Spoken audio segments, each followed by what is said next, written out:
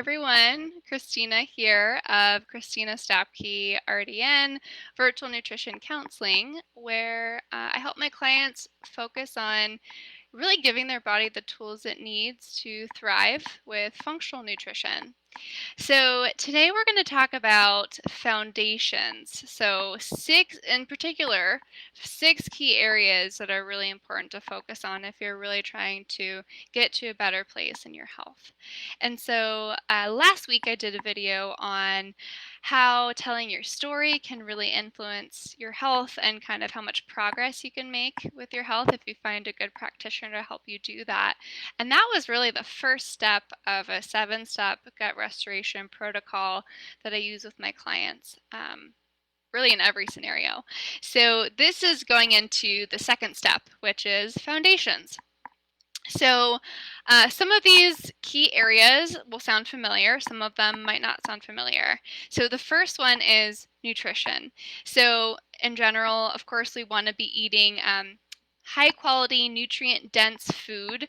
And when I say a nutrient dense food, I really mean a whole unprocessed food. So if you can imagine a food growing or living in nature, that typically is going to be a little bit more nutrient dense than something that you can find in a bag or a box at the grocery store. In that nutrition realm, nutrient levels and nutrient status is really important. So we can think of, our bodies as, I guess, a machine of some kind. We have to have fuel in our tanks, essentially. So we need enough nutrients to allow our bodies to do all the things that they need to do. Support our immune system, support our energy levels, our detoxification, our digestion. All these nutrients are so important. And if I have, and I often do, I have clients come in with brain fog and energy level. I mean, energy is just tanking all the time, or they're getting sick often, or maybe they have some acne or some skin issues, or they're just not feeling good after meals. All of these can be signs that someone may need some more nutrients in their body, or they could be too low in certain nutrients. So that's a major foundational piece of health. And we can actually do specialty testing to kind of determine those levels. So that's kind of cool. And then number 2, this isn't necessarily in order, but this is, the second area is digestion. So if our bodies are not digesting our food really efficiently and well, we may not be able to absorb those nutrients efficiently either. So looking to see if there's anything that is out of the ordinary, and that just takes, a healthcare practitioner to take a look at your symptoms to see if they're optimal or not. That can kind of tell us about if things look good in your digestion. And like I've mentioned in previous videos, certain levels of bacteria, so good and bad bacteria, can really determine risk factors for developing certain health issues down the road. We've made a lot of those connections in the research, that digestive bacteria can be connected.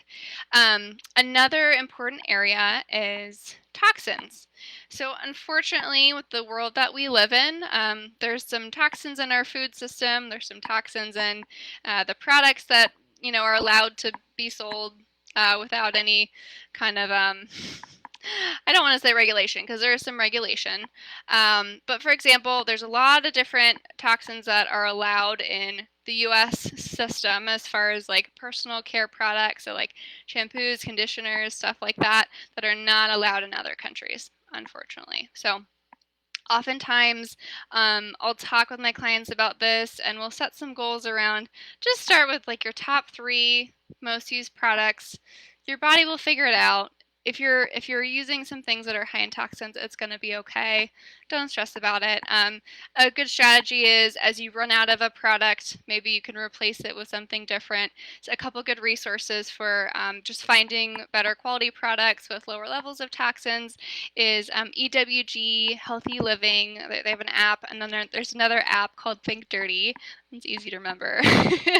But there's also a bunch of other apps too, but I like those a lot. So those are some things you could check out if you want to just kind of get into that area. But Again, don't stress out too much. It's going to be okay. Just inform yourself as much as you can if you even want to go into that area.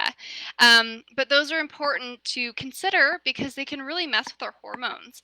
So that can influence things like fatigue, brain fog, even weight gain, digestive issues, skin issues, allergies. So, definitely an important area to investigate for sure. Another area, so number 4 would be sleep. So of course, sleep, we know we've been hearing about it for years. Sleep is so important.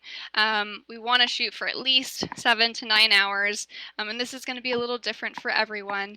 We want to make sure you're not waking up at night and you feel rested when you wake up too. That's a time when our bodies really have the opportunity to repair and recover and detoxify, all the things that it might not be able to do as efficiently during the day. So that's super important.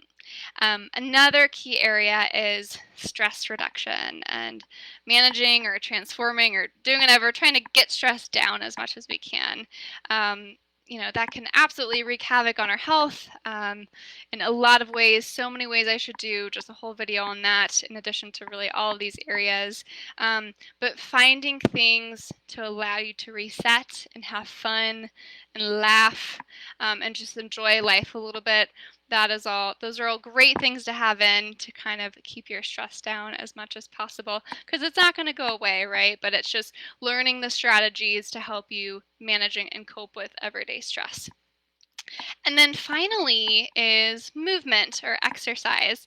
It's a good segue because that can absolutely help you manage stress and reduce stress a bit. So movement needs to really be personalized to you and what works for you and what works for your body. So I know, for some of my clients, stretching is plenty of movement. And energy is simply not there to be able to do more than that. So stretching is perfectly fine. I guess, blood moving a little bit, get some circulation going. Stretching is super gentle. But also if you're feeling energetic and able to do other things, walking, some cardiovascular exercise, like some high intensity workouts. Again, for some people where it's appropriate. Again, all that stuff needs to be tailored to what's going on with your system, what your goals are, even your genetics in some cases. All that stuff is important to consider. So just to summarize, nutrition, digestive health, toxins, sleep, and I should say toxins and detox too, which I'll talk about in another video. Sleep, stress, and movement. Yeah, if you found this helpful, definitely like, comment, share it with someone that you think could really benefit from this information. And yeah, thanks so much for watching. We'll talk next week about my 3rd step of my gut restoration protocol. See you then.